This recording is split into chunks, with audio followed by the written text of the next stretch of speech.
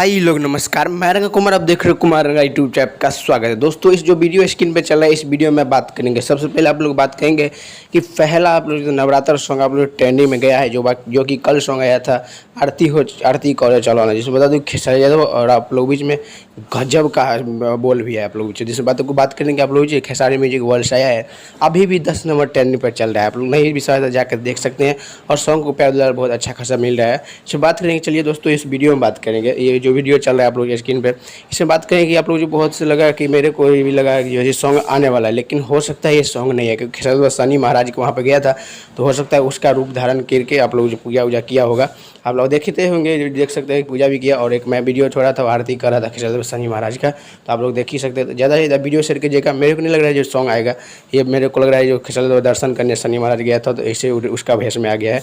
मैं बोलूँगा नेक्स्ट में तो जय